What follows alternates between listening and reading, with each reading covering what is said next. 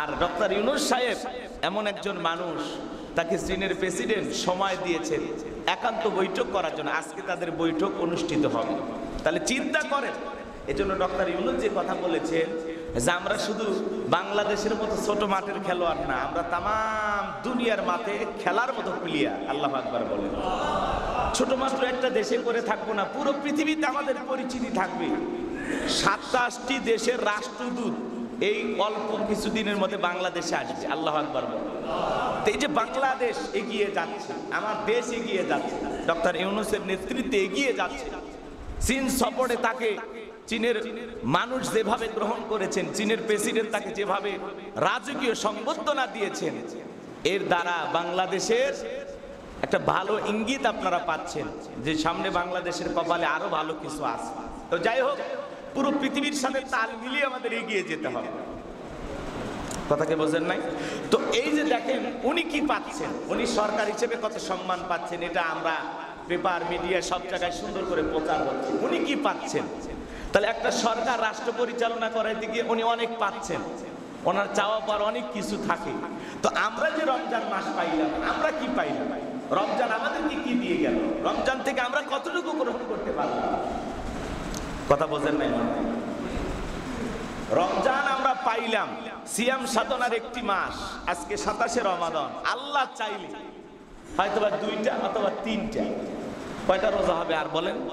হয় 2টা না হলে 3টা। 29শে রমাদান হলে 2টা রোজা, আর 30শে রমাদান হইলে 3টা রোজা। কখনো কি 31টা রোজা হয়? জোরে বলেন হয়? হয় না। তো সম্মানিত হাজিরিন, আমি যে কথা বলতে চাচ্ছিলাম, রমজান আমাদের মাঝে যেই 3টা জিনিস নিয়ে এসেছেন, 1 নাম্বার হলো সিয়াম। আমি কতটুকু সিয়াম পালন করতে পারলাম? 27টা রোজা চলে গেল। আমি কি 23টা করলাম, 22টা করলাম, নাকি একটিও রাখতে পারলাম না? হাজারো জীবনের অজুহাত হেলাই খেলাই সময়টা নষ্ট করলাম কিনা জানি না। আমার সিয়ামগুলো মালিকের দরবারে কবুল হয়েছে কিনা জানি না।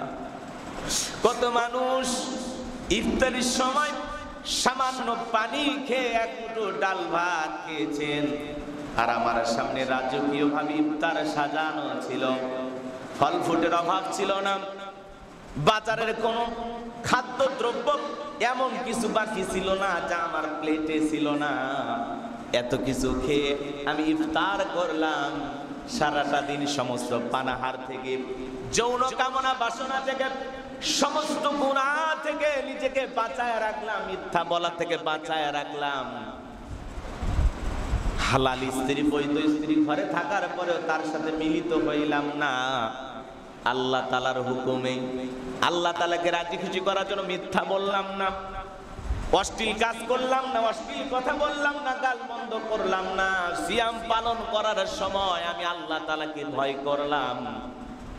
রমজান মাস বিদায় নিয়ে চলে যাবে, বাকিটি 11 মাস যদি ওই ভয় আপনার আমার অন্তরে থাকে, তাহলে বুঝে নেবেন রমজান আপনাকে অনেক কিছু দিয়েছে। রমজানের হাদিয়া আপনি গ্রহণ করতে পেরেছেন। বলুন সুবহানাল্লাহ।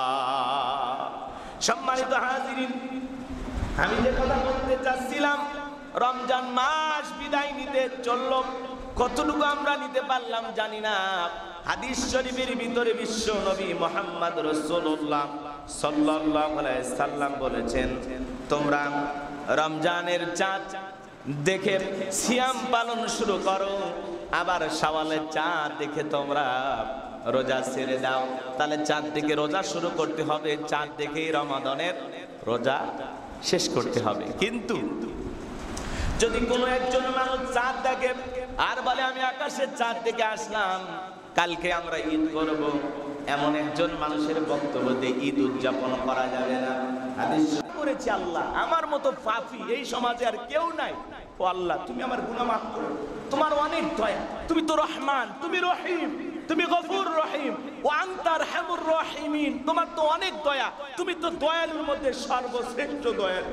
আল্লাহ, তোমার দয়ার বিশাল সাগরের দিকে তাকায়া, তোমার রহমতের দরিয়ার দিকে তাকায়া আমার মতো ক্ষুদ্র গুনাহগারের জীবনের গুনাহগুলো মাফ করে দাও, মাফ করে দাও। আল্লাহর কাছে চাইতে হয়। এই জন্য আল্লাহ রাব্বুল আলামিন বলেন, والذين يبيتون لربهم سجدا وقياما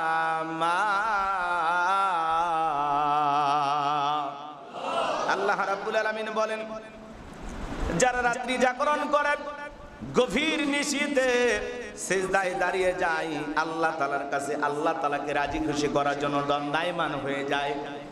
রমজান মাস বিদায় নিয়ে চলে গেল, আমি রমজানের মাধ্যমে যে সালাতের ট্রেনিং পাইলাম, আমাকে প্রতি রাতে অতিরিক্ত নামাজ আদায় করতে হবে। তারাবি পড়েছি, এটা ছিল সুন্নাহ, আমি তারাবি আদায় করলাম, কিন্তু বাকি 11 মাসে কি করব? এই জন্য আল্লাহ রাব্বুল আলামিন বলেন, ওয়াল্লাযীনা ইয়াবিতুনা লিরাব্বিহিম সুজদান ওয়া কিয়ামা, যারা রাত্রি জাগরণ করে আমি আল্লাহকে, আমি রবকে খুশি করার জন্য যারা সিজদা করবে, রুকু করবে, তাহলে চিন্তা করেন রাত্রি জাগরণ করে আল্লাহকে রাজি খুশি করার জন্য গভীর নিশীথে সালাত আদায় করার দরকার আছে না? না। আপনি যখন তাহাজ্জুদের জায়নামাজে দাঁড়িয়ে যাবেন, ইশার সালাত আদায় করলেন, মসজিদের সমস্ত মুসল্লি আপনাকে দেখলো, আপনি আসলেন, নামাজ আদায় করলেন, চলে গেলেন, কিন্তু রাতের একা একা নিরালায় নিবৃত্তিতে গভীর নিশীথে আল্লাহ তাআলাকে রাজি খুশি করার জন্য যখন সালাতে দাঁড়িয়ে গেলেন, আপনার বিবিও টের পাইল না, আপনার সন্তানেরা টের পাইল না, পাড়া প্রতিবেশী কেউ টের পাইল না। ঠান্ডা পানিতে ওযু বানাইয়া আল্লাহ তাআলাকে রাজি খুশি করার জন্য নিরালায় নিবৃত্তিতে একা একা জায়নামাজে দাঁড়িয়ে গেলেন। এই নামাজ দুনিয়ার কাউকে খুশি করার জন্য নয়, এই নামাজ হলো একমাত্র আল্লাহকে রাজি খুশি করার জন্য, আল্লাহকে পাওয়ার জন্য। কথা বলেন ঠিক কি না? আপনি যদি একা একা, আপনার বাড়িতে 5টা 6টা রুম আছে, কোনো একটা রুমে একা একা জায়নামাজ পড়ে যদি গভীর নিশীথে নামাজ আদায় করেন, দেখবেন এই নামাজের একটা আলাদা মজা আছে, আলাদা স্বাদ আছে, আলাদা ভালোবাসা আছে, আলাদা ভালো লাগা আছে, যেটা আপনি বুঝতে পারবেন যদি নিয়মিত এভাবে সালাত আদায় করেন। এই জন্য রমজান মাস আমাদেরকে যে ট্রেনিং গুলো দিল, নফল সিয়াম পালন করতে হবে, আবার নফল নামাজ আদায় করতে হবে। শুধু 1 মাস নয়, বাকি 11টি মাস, মোট 12টি মাস আমি নামাজ আদায় করব ইনশাআল্লাহ। কমপক্ষে 2 রাকাত। কত কত কত বলেন? প্রত্যেক দিন 2 রাকাত অবশ্যই আপনি নফল নামাজ আদায় করবেন। 4 রাকাত 8 রাকাত এইভাবে যত খুশি আদায় করা যায়, তাতে কোনো বাধা নাই, এটার কোনো লিমিট নাই, আনলিমিটেড। আপনি যত ইচ্ছা আদায় করতে পারবেন মালিককে খুশি করার জন্য। সাহাবায়ে কিরাম আহা রাত জায়গায় জায়গায় ইবাদত করে কাটায় দিতেন। তাদের ইবাদতের যে মনোযোগ ছিল, আমাদের ভিতরে সেই মনোযোগ তো কাজ করে না। আমরা একটু সুযোগ পাইলেই দুনিয়ার খেল তামাশায় ব্যস্ত থাকি, রং তামাশায় ব্যস্ত থাকি। খেলা দেখতে হবে, আইপিএল, বিপিএল, কথা কি বোঝেন নাই? এই যে ছেলেপেলে এখন আইপিএল নিয়ে ব্যস্ত হয়ে গেছে, কথা কি বুঝতে পারতেছেন? আপনি চিন্তা করছেন লাইলাতুল কদর চলতেছে, সেই রাত্রিতেও ছেলেপেলে মোবাইলে একবার তাকাচ্ছে আর এদিকে তাকাচ্ছে, হুজুরের দিকে একবার তাকাচ্ছে। ঘটনা কি? হুজুর বোঝেন না, আইপিএল এর ম্যাচ চলতেছে।